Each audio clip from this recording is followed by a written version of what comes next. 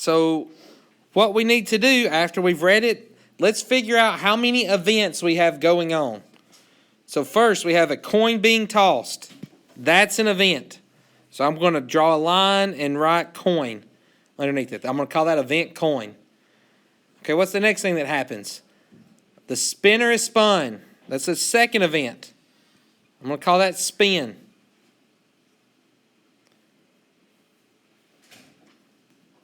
Now, what do I want to happen? I want to get heads on a coin flip, and then I want to spin a consonant. So on the coin flip, I want to know what's the probability of getting heads.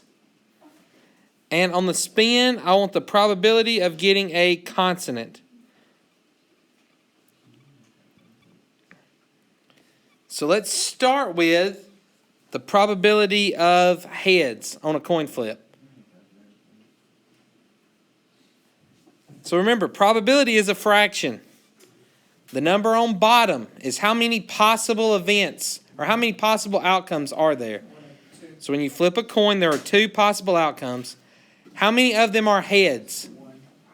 Only 1. So the probability of a coin coming up heads is 1 out of 2.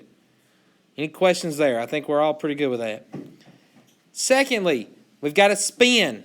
How many possible outcomes are there when I spin the spinner? 2. 3. Can y'all see the spinner? Oh, 3, yeah. There are 3 possible outcomes when I spin that spinner. And how many of them are a consonant? So do you guys know what a consonant is? So how many of those letters are consonants?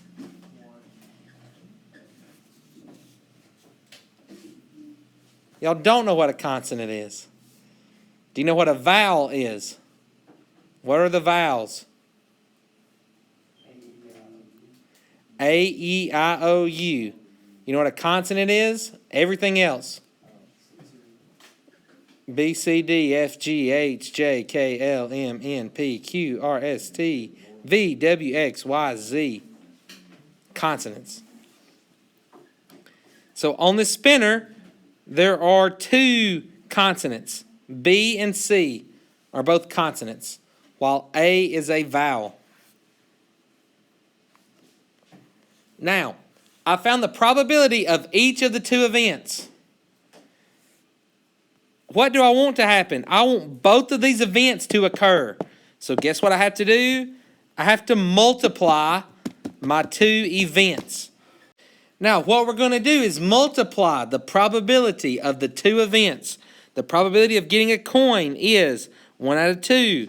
The probability of spinning a consonant is 2 out of 3. Oh, I froze it. Now, what happens when I multiply those together? 1 times 2 is 2. 2 times 3 is 6. And 2/6 will reduce to 1/3. So the probability of getting heads and spinning a consonant is 1 out of 3. So for A part, how many events do we have? 2. They are rolling a die and spinning the spinner. What do we want to happen when we roll the die? We want a 4. And what is the probability that we get a 4? 1 out of 6. 1 out of 6. There's one way to make a 4 out of 6 possible outcomes.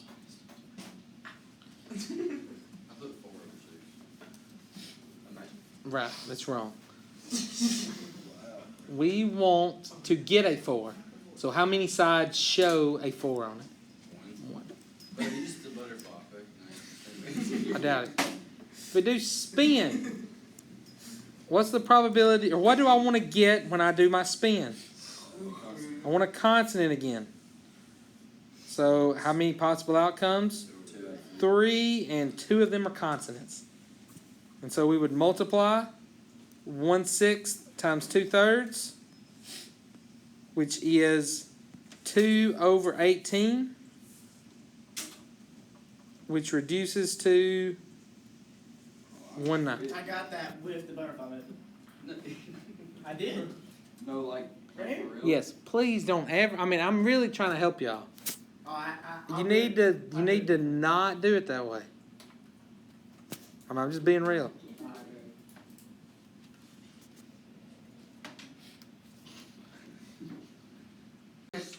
The next one, have you already done this one? Yes. Yeah. Still 2 events. We're rolling a die and we're spinning the spinner. What do I want to get when I spin the die or when I roll the die? An odd number. Odd number. So how many outcomes are possible? 3 out of 6. 6, and 3 of them are odd. 1, 3, and 5. So it'd be 3 over 6.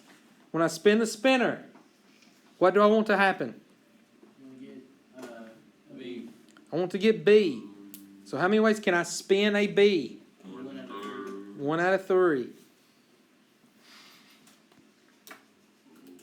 So now when I multiply, 3/6 reduces to 1/2 times 1/3. That is 1/6. Yep, that's what I got. Exactly. Let's look at this one. Brianna is buying a new outfit. She is choosing among 2 red, 1 purple, 3 pink, and 4 yellow tops. For pants, she's choosing between jeans or capris.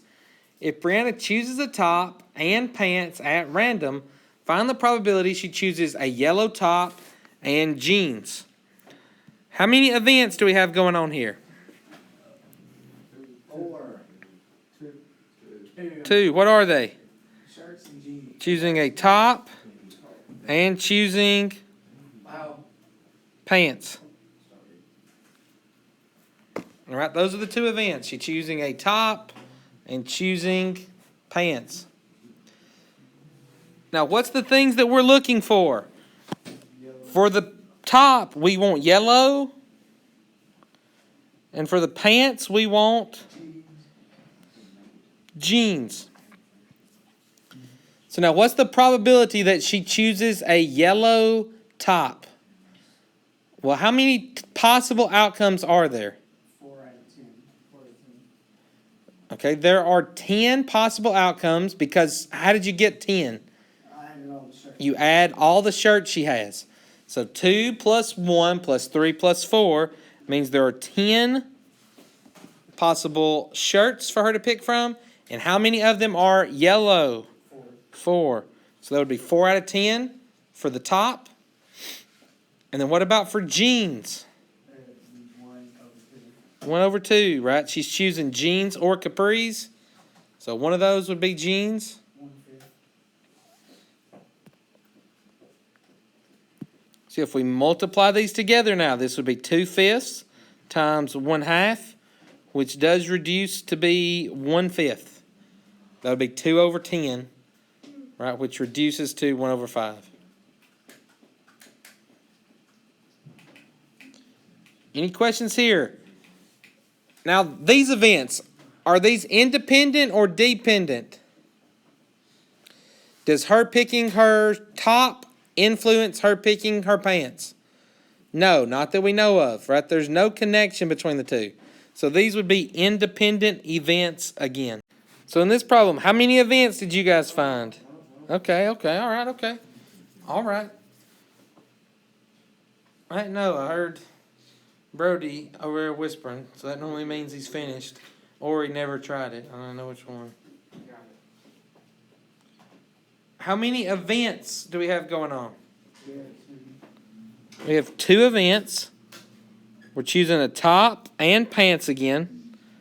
What do we want to happen when we choose the top? We want her to pick red. So we're looking for the probability of red. What do I want to happen when she picks the pants? I want capris. People even wear capris anymore? I don't know. Okay, so here we go. Let's do probability of choosing a red top. What did we find? How many total choices did she have? 10 still. How many of them are red? 2. So it would be 2 out of 10 is the probability of choosing a red top. And now what's the probability of choosing capris? How many choices does she have?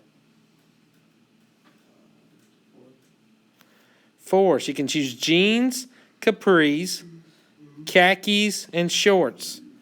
Right, you know, it has 4 choices. And how many of those are capris? Only one of them. So now to find the probability both of these things happen at the same time, we're going to multiply 1/5 times 1/4. Right, I just reduced. 2 over 10 reduces to 1 over 5. And this is 1 over 20 when you multiply. Okay, here in this one, there are 2 red, 5 green, and 8 yellow marbles in a jar. Martina randomly selects 2 marbles, and she does not replace the first marble. What's the probability she selects 2 green marbles? So before we begin, do these events, do they go together or are they independent? Together. They're together. It's the same jar, the same drawing, and whatever she gets the first time, she's not putting it back in. So those are called dependent events. So you have to make sure you think about that as you are working the problem. So what are we doing? We're drawing 2 marbles. So I have draw 1 as an event and draw 2 as an event. What do I want to happen in draw 1? What do I want to get? Green. How do you know you want green? It says probability she selects 2 green marbles. So we want 2 green. So the first draw we want green. What do we want on the second draw? Green. So now let's think. As I'm going to draw for the first time, how many marbles are in the jar? 5. Oh, 15. There are 15 total. How many of them are green? 5. So the probability of drawing green on the first draw is 5 out of 15. Now, if I didn't get green the first time, is there any point in doing a second draw? Yes. No, not this time. Because all I'm wanting to do is get 2 greens. So if I reach in there and I don't draw a green one, I might as well start over. Right? It's useless. So let's say we don't even do draw 2 unless draw 1 goes the way we want it to. So now draw 1 went off and we got a green one. So now we're going to draw 2. How many marbles are in the jar? 14. Because what happened in draw 1? I picked one out. And the one I picked out had to be green. Right? Otherwise I wouldn't do a second draw. So now, how many green ones are there in the jar for draw 2? There's only 4 green ones. So the probability of getting green the second time is 4 out of 14. And to find the probability of both of these things happening back to back, we have to multiply 5 over 15 times 4 over 14. 221. Or 2 over 21. Which does simplify to be 2 over 21, which is about 9.5%.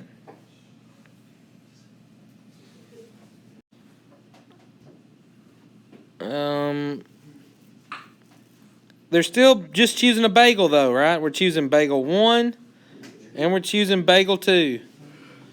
What do I want to happen when I draw bagel 1? Yeah, raisin. Raisin. Probability of getting a raisin.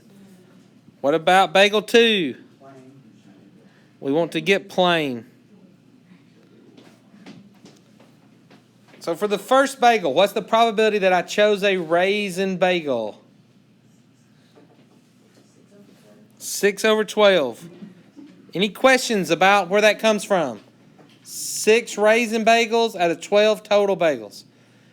Right now, we'll only draw from bagel 2 if we got a raisin the first time. You can. You can reduce to 1/2. That's fine. I'm just trying to not reduce in the same step. I'm trying to not confuse y'all. But if you reduce, that's good. Nothing wrong with that. Okay.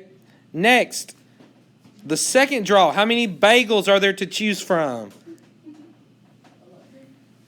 And how many of them are plain? 2. Still 2 plain ones. Right? Because I chose a raisin one the first time. So that should still be 2 plain. That was the trick that time. I was afraid you were going to write 1 because we've been dropping both numbers. Y'all did good. And now we multiply these two probabilities. And when you do that, you're going to get 2 over 22, which reduces to 1 over 11 if you did in your calculator. See, that's right. I thought I got it wrong because I did the first way. I did 5 over 12.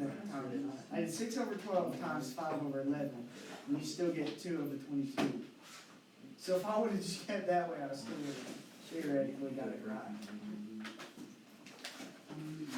I don't know how I did it. You must have messed up. I know. Then I saw that it was plain, and I redone it and got one more. Yeah. Okay, here's the question. I'm afraid this is going to trick y'all, so I'm hesitant doing this. A number cube is rolled. So how many events do we have? 6. No. How many events do we have? 1. Rolling a number cube. What is the probability of rolling an odd number or a 6? 3 6 for the odd and 1 half. 1 6 for the 6. 1 half. So how many events do we have going on? 6. Events. 1. So 4. We're rolling a die. 4, 6. How many possible outcomes are there when I roll a die? There's y'all's number. 6. What do I want to happen this time? I want to get odd or 6. So 4, 6. It's 4. 1 half, 4, 6. You're right. So how many numbers are odd? 3. How many of them are 6? 1. So that means there are 4 that could turn up the way I want to out of the 6 possible. The big difference, the reason that I'm afraid you're going to get confused, is this word or. Right? If it says or, that means I'll take one or the other. If I'm flipping a coin and I want it to be heads or tails, what's the probability I get heads or tails? 2 over 2, right? That's everything that's possible. I want either one, and there's only 2 possibilities. So let's do another one like that. And again, I know these are a little tricky. Well, I thought it was supposed to be taken. So my event is card draw. And there's only one of them.